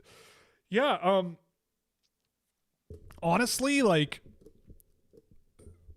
what's made me most impressed with him is how he seems to always be, like, in the right spots. Like, even when he is aggressive, he finds a way to never really be taking on too much risk, considering his mobility. Like, his defensive game is maybe not super physical, but I really like the way that he uses his skating ability to play defensively. Like, that's the type of defending that I really like. And so for me, it's like I have a lot more trust in a guy like him when he's able to cover ice. Like, I think the biggest mistake you could make with Matthew Schaefer from here is you got to gain 20 pounds of muscle. You gotta shove guys more. Like, I think that is a mistake. I think you're looking at a guy who, based on what I've seen so far, is like Cale Makar or Elaine Hudson, where he just has his brand, and if you get in the way, you're gonna make him worse. Like, he just has his style, it's working, and you're just gonna make him worse if you sort of try to get in the way. I think Quinn Hughes is a really good example of a type of player who has that style of play, but really shored up his defensive game over time, because it was like, I think what happened in Vancouver, and Vancouver fans, if you're watching or listening, you can tell me if I'm wrong, but it seemed like over time what happened was you did have that development approach where it's like, I get that you have this offensive talent, this skating ability, all of these things. You have all of these positives. You just need to bring it a little bit more off the puck. Challenge guys a little bit more with your stick off the puck. Take that extra few strides. Use that skating ability to your advantage off the puck, and we're going to be able to trust you a lot more. Play you 25 minutes, and you'll be captain of the team. And it worked.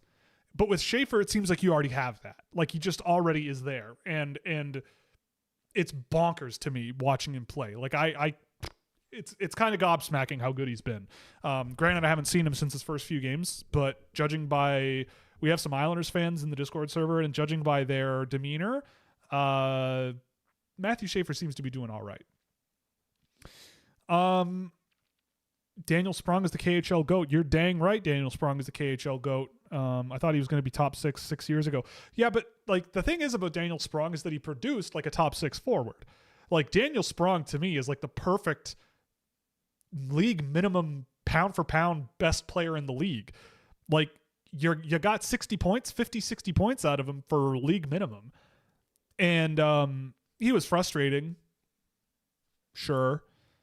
But like I'd rather have a frustrating player making league minimum for 60 points than a league minimum player who has 10 and doesn't do anything, at the NHL level. They're probably better than me as a hockey player, but like Daniel Sprong, now with Sprong, there's definitely some other circumstances that may have affected things, but at the end of the day, yeah, like I think he's a player that is traditionally undervalued, but shouldn't be. Thoughts on Casey Mutrin? Really like him. I think Mutrin's a guy where the points to me don't really matter. I don't really care that he only has 4 points so far this year, because I watch him and I just go, this guy has his head on straight. This guy projects to the NHL really well. There's a lot in his game that I really, really like, and I think there's a lot of potential there. He's not producing, but I get the feeling similarly as to like watching Jake Sanderson when he was a draft eligible. Like it took until like January for him to really hit his stride and really feel comfortable with the style of play that he's got. Because Mutrin has this like ability to play simultaneously a skilled game, a physical game, and a puck possession game that I think is really intriguing. Like he's not a Tom Wilson type of guy, but he is a very well-rounded winger who brings a lot of good things to the game that I think project really, really well. And he's also pretty young. And I think you give him some time and development time in college, I think he's going to be, I think he could be a really good player. I don't know where he's going to college, but I think he is, when it comes to production, a guy who I have him ranked really high, and he hasn't produced a ton. Like EP having him at 23, I think that makes sense. I see him as a first round pick. Thank you for the super chat. You're very welcome. I love doing this. It's my job. I love it, and this is what I do. Hope you come back if you haven't been a habitual watcher. But yes, this is a lot of fun. He's going to Boston College. That's a great spot for him. I think that's a great spot for Casey Mutrin to go. Makes a ton of sense. I feel like that is a good spot. So for him, like consensus right now, top 40. I have him a lot higher than that. I think he's a really good case for long-term strength and development. Yaroslav Askarov concerns. Yes, the Sharks' defense is bad, but his numbers are bad. Yeah, I mean, it's not great. He's still kind of young. You kind of hope it gets better. Their defense is bad. The thing about him is like, from when he was drafted, like he's either gonna pop and be incredible, or he's gonna be awful, because he is really crazy in the net. Like he is aggressive, he is athletic, and not the most technically sound guy. And I think he's a good example maybe of why you might want to see a little bit more balance in his game, or in a goalie's game. But I've also said this too recently, where it's like I've kind of given up on goalies really high in the draft. I think that by and large, like just the pressure of being a first round pick, being a goaltender, probably is a tough thing to like get over in terms of the hump. Yeah, like Jesper Wallstedt's also having a bad year. He's an 862. Yeah, he gave up 6 on 25 on Sunday. Yikes. Like, I get the feeling that you're better off if you want a goaltender. I don't care if you're the top guy. I want the 18, 19, 20-year-old Russian saving 50 shots a night, right? Like, that nobody knows about. I'll take that guy who like, that's an intriguing idea to me. But yeah, it's tough. It's been tough for him for sure. Felt like there wasn't a clear how can we make this talent. Yeah, so if this kid can't play exactly how I want, he can screw off. Yeah, and I think that's where you go wrong. That's, I think, with regards to Zigris. Vladislav Nestrasil, 9 points in 7 games so far. Does he have potential to play with Bedard in 4 years' time? I don't know about like projecting him to play on your top line. Also, I think he had 7 of those points in the first 5 games. So like he's slowing down slowly but surely. But with Nestrasil, yeah, I mean, he's a good player. Like the thing with him is similar to Zhuravsky, where it's like the upside and the flashes were always there. I saw it all year long last year. Big, lanky, skilled, fluid skater. It just never really came together, but it seems to be coming together. So, like, yeah, where he was picked, a little higher than I probably would have done it, but I see the appeal. I didn't have him ranked too much lower than that. And yeah, it's good. It's a good thing to see him succeeding. I think it's just a little hasty after 7 games to project him to be a top line player that plays with the best, supposedly, I shouldn't say supposedly, but reputedly the best young player in the game right now. At least one of them. We'll see. We'll see. Line construction is always hard. It's always impossible to predict. It's not doable, I don't think.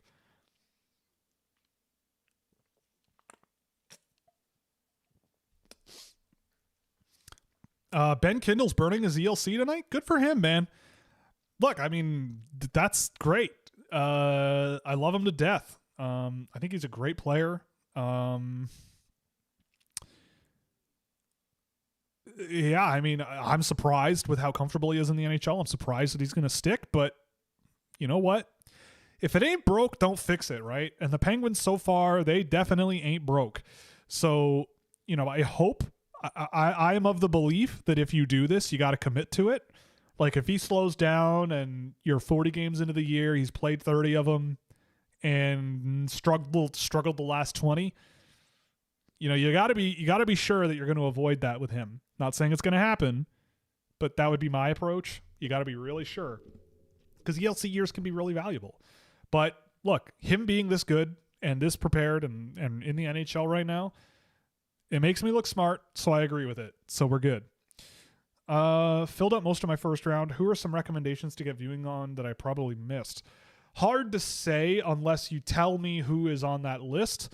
I know you're in the Discord server, so you might want to just message me or message the server. But to answer the question, I know you've seen Suvanto, maybe Pugachev, Katolichki, Slamming Katolichki, Gleb Pugachev, Noah Kosick,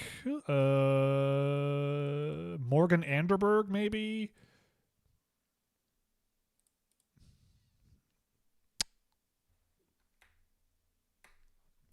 Ivan Fomin. I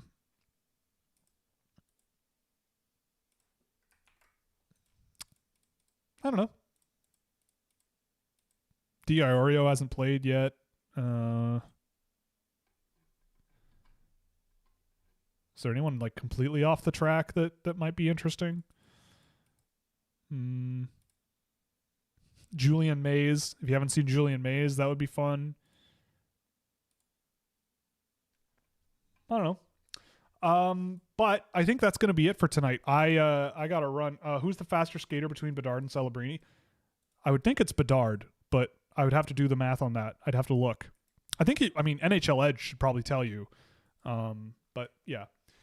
Have you seen or do you plan on seeing any of Victoria Royals like McCamey, Perreault, Stewart, and Runso? Yes, I do. I do want to see those guys. I've liked Timofey Runso since he was 16. I don't know about NHL player, but I will check him out because I've liked him. The Ukrainian they've got, Mykola Kosarev, is also interesting to me, so I'm going to check him out as well at some point. So I haven't seen them yet, but I will. They are on the list. So yeah. On that note, we're going to call it. I got to run. I gotta be elsewhere this evening. So we're going to call it for now. Thank you very much for joining me. The next time you see me, I will be a certified World Series attender and hopefully a World Series winning witness for the greatest city in the world, winning a sport that I only care about at playoff time. I will readily admit I don't watch baseball during the regular season, but playoffs in baseball, the NHL is better, but I don't think there's another sport that comes close other than baseball, because playoff baseball is, oh my God, like the tension is incredible. NHL is a 10 out of 10 excitement factor in the playoffs. Baseball is a 10 out of 10 tension in the playoffs, I think. And both of those things, I think, can happily coexist. So there. I think basketball tries to be both by virtue of the rules. and I just think it falls short, but I don't judge. If you like basketball, that's cool. But for me, playoff baseball, ooh, it's the best. So, yeah, we'll see you Monday night. It'll just be me. It's just me until the end of the month, and then we're taking a few weeks off because I am going on a vacation with my family. So I'm going to be gone for a while. But so you got a lot of me. So if you have thoughts, takes, opinions, questions, bank them up. Let's talk. Let's do it. Let's do the thing. This was a lot of fun. As per usual, we will see you in the next one on Monday night, 8 p.m. Eastern time. Again, if you want, you can give us a subscription over at scouching.ca or a subscription over at Puck Preps. It really helps us out. You'll get access to all kinds of fun data tools, prospect trackers, drafted prospect trackers, NHL data that I play around with, live access to my rankings, our Discord server that is an active, entertaining, fun place to goof around. We're on like a 45-day Wordle streak, so that's a plus. And yeah, we will see you on Monday night. All the best. Stay safe. Be good. Yeah, we'll see you Monday night. Toodles.